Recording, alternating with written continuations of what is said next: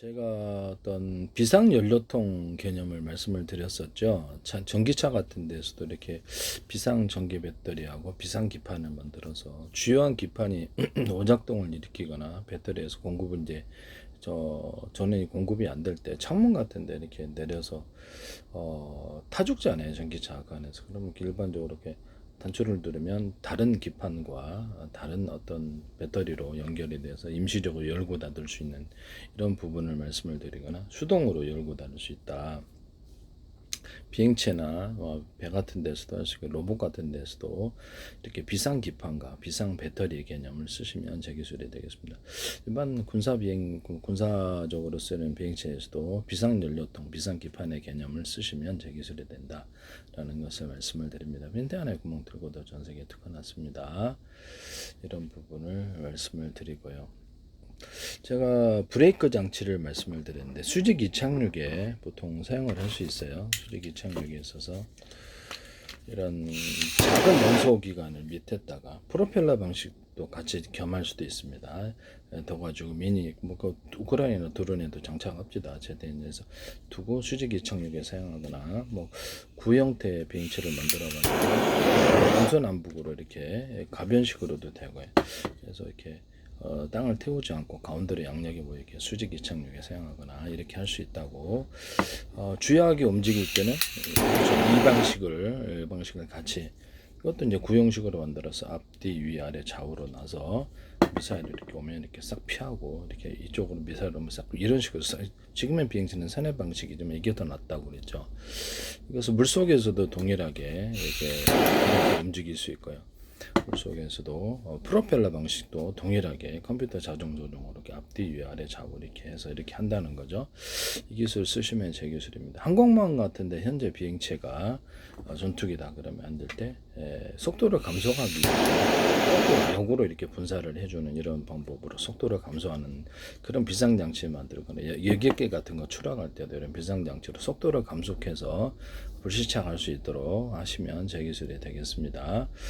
비행체의 주요한 부분이 이렇게 위로 추력의 생열이 가고 앞에 부분이 살짝 이렇게 약항음을 나서 공기를 헤치면서 초공동 어뢰처럼 막을 형성하면서 간다 그랬죠.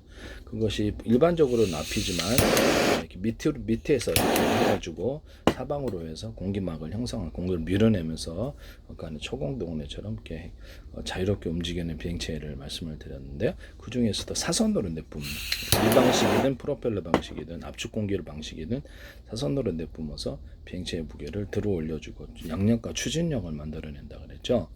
그래서 이거를 배 같은 데서도 프로펠러를 이렇게 사선 방식으로 내뿜어주거나 초공동어리처럼 이렇게 해서 사선으로 내뿜어갖고 배의 무게를 들어 올려주고 양력과 부력과 추진력을 만들어내거나 비행체에서는 양력과 부력을 만들어내는 사선 분사, 이것도 가변할 수 있고요. 이런 부분을 속도가 빠르죠. 이런 기술을 쓰시면 제 기술이 되겠습니다. 우리나라 방산 기술에서도 카이가 됐든 하나가 됐든 어떤 데서도 이 비행체, 미국의 비행체들도 마찬가지고 이 사선 분사의 개념을 쓰시면 제 기술입니다. 앞에서 초공동 어뢰처럼 모든 것이 가능하다.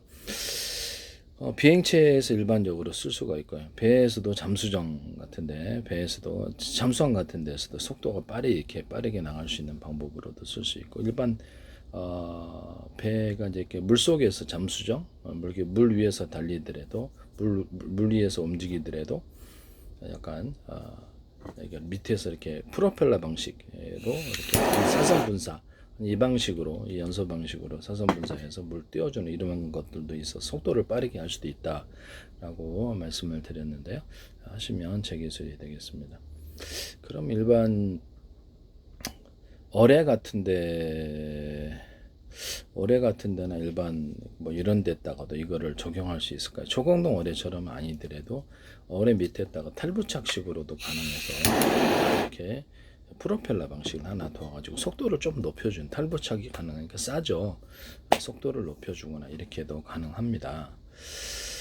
일반적으로 제가 모든 포탄에다가 프로펠러 방식을 하나 달아가지고 이제 가변이 되고요. 이렇게 움직이면서 이렇게 방향을 조정하면서 모든 포탄 구조에 이걸 달 수 있다라고 그랬는데 어뢰도 가능하고 일반 미사일도 가능합니다. 그래서 모든 항공기에서 떨어뜨리는 폭탄을 사실 멍텅구리 폭탄인데 멍텅구리 폭탄도 있고 스마트 폭탄도 있고 그런데 여기다가 이렇게 간단한 이렇게 프로펠러 방식이거나 아니면 이 방식을 탈부착으로 다 해가지고 그걸 이게 스마트 폭탄으로 만든다는 게 제 기술이거든요. 가격이 싸요. 그래서 가격이 싸고 위치 조종이라든지 해당되는 목표물에 대해서 전 세계로 수천조 분의 수백조 분의 가로세로 높이를 잘라서 1cm나 0.1cm, 0.3cm 그 이하로도 돼요. 그래서 좌표 숫자 방식의 내비게이션과 맵 지도를 만들고 그다음에 그걸 기반으로 우주지도, 바닷속지도, 육지지도, 땅속지도, 구청에서 가스관 같은 거 피해서 이렇게 할 수도 있죠. 이런 것을 만들어서 스마트폰이나 데스크탑, 방산 무기에 적용을 한다 그랬죠. 앞으로 모든 카메라는 이것을 연동을 해서 하고요. 가로 세로 높이로 좌표 셔 방식으로 해서 입체냐 아니냐에 따라서 카메라 기술을 쓴다 그랬죠. 드론이나 이래 일반 카메라 플러스 열화상 카메라를 탑재해서 전파로서 하나는 무기 탐지, 하나는 사람 탐지 이런 기술로 들어간다고 그렇게 해서 사람과 차량을 일련 번호를 매겨서 움직임을 예측하거나 대공방어망이다 그러면 이제 움직임을 예측해서 쏜다는 거죠. 뭐 프로테이지를 따라 2.60%, 뭐 저격 소총 같은 것도 그래. 움직임을 예상해서 전부를 쏴버리든지 예상해서 쏘는 이런 기술을 말씀을 드렸었거든요. 하시면 제 기술이 되겠습니다. CCTV 같은 것도 경보 방식, 전파로 됐든 레이저로 됐든 뭐 전부 이렇게 경보를 주시면은 집안에 보통 CCTV 드나들어도 잘 모를 때가 많아요. 하루 종일 안 지켜보고 있으니까 경보를 내주면 딱 이렇게 들어오지 말아야 되는데 들어왔다 그러면 좋잖아요. 휴전선 부대다, 부대 방어에서도 여기서 이 CCTV를 전파 방식으로 금속 탐지, 무기 탐지죠. 사람 탐지해서 이렇게 하면 되게 밤에는 열 탐지해서 열화상 카메라를 열 탐지해서 한다는 거, 싼 방식으로 부대 감시한다는 거죠. 드론에다가 다 장착해서 이거를 사람 차량 일련 번호를 추적해서 공격할 대상을 정합니다. 이렇게 입체냐 아니냐의 기술을 따르고요. 그래서 사람 눈, 코, 입 이런 것들을 다 우리가 사람을 이렇게 이목구비를 보고 그 사람을 알죠. 옷 받고 입어도 알죠. 이 방식으로 하시면 제 기술입니다. 사람 얼굴을 인식할 때 입체로서 인식을 한다는 거죠. 그래서 CCTV뿐만 모든 카메라, 디스플레이 장치는 가로 세로 높이로 좌표 숫자 방식으로서 입체냐 아니냐의 기술을 따른다는 거죠. 거기서 이런 사물 같은 것들도 이것이 무엇인지를 입체를 따라서 보고 그에다 이제 프로그램을 적용 어떻게 할 것인가를 그 다음에 적용이죠. 이런 것들 이것이 무엇인가를 먼저 알아야 되잖아. 입체는 그래서 그에 따라 대응을 한다는 거죠. 입체면은 이렇게 부딪히지 않는 기술을 사용하고 움직이는 사람 같은 움직이는 입체 또는 움직이지 않는 입체, 움직이는 입체에 대해서도 예상하는 기술을 써요. 이쪽으로 가로세로 잡혀서 이쪽으로 움직일 것인가 저쪽으로 움직일 것인가 프로테이지를 다 군사무기로 자동 전투할 쓰게 되는데요. 하시면 제 기술이 되겠습니다. 특정한 사람을 쫓아서 뮤비를 찍어주거나 이런 것들도 가능하다. 그래서 얼굴 인식해서 특정한 지휘관을 살상하거나 특정한 군복 입은 사람만 써서 특정한 차량, 특정한 사람만을 공격하는 자동 전투안에 됐습니다. 쓰시면 제 기술이 되겠습니다. 이런 데다 뭐 드론에다 물줄기를 달아서 소방 이렇게 가로 세로 높이로 좌표 숫자 방식으로 소방을 하거나 이렇게 청소를 합니다. 건물도 이제 자기가 입체잖아요. 입체면 부딪히지 않는 기술을 써요. 그래서 어느 정도 거리를 뜰 것인지 어느 정도 거리에서 물줄기 뭐 청소할 것인지 소방할 이것이 결정한다는 카메라 인식으로 자율주행 차량이든 로봇 같은 것도 카메라 인식으로서 여기서 해당되는 부품들이 입체면 안 부딪히는데 입체 부딪힐 때는 고장 나잖아요. 파산돼. 그러니까 그 움직이는 입체냐 사람처럼 움직이지 않는 입체냐 차량 입체냐 그냥 입체냐 건물에 주차장에 들어갔다 그러면 딱 찍어서 자기가 움직일 수 있는 범위와 움직일 수 없는 범위를 결정해서 주차도 지 스스로 할 수 있어요. 이런 방식으로 가로세로로 좌표 숫자 방식으로 뭐 이렇게 집안에 진공청소기 원형 진공청소기 로봇이나 카메라를 달아서 지가 스스로 이제 이렇게 움직일 수 있는 것과 움직일 수 없는 것을 구분해서 움직여서 가능해서 청소할 수 있는 범위를 스스로 짜고요.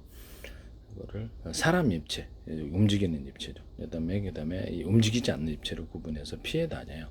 이 기술을 쓰시면 제 기술이 되겠습니다. 두 군데만 딱 찍어 놓으면 거기만 지금은 왔다 갔다 아무나 지 못대로 청소하는 딱 거기만 청소하고 딱 돌아온다는 거죠. 이 기술 쓰시면 제 기술이 되겠어요. 자율주행 로봇이라든지 뭐 자율주행 차량의 로봇이라든지 군사무기, 자동 전투하는 드론이라든지 비행체 또는 배 이런 데서도 이렇게 자율적으로 움직일 때 주행하거나 비행하거나 이렇게 항로를 결정할 때 자기가 이렇게 항로를 결정할 때도 경로를 인식을 한다는 거죠. 자기가 움직일 수 있는 이런 경로, 움직일 수 없는 경로. 아까 진공청소기 로봇처럼 그렇게 해서 합니다. 네, 하시면 제 기술이 되겠어요.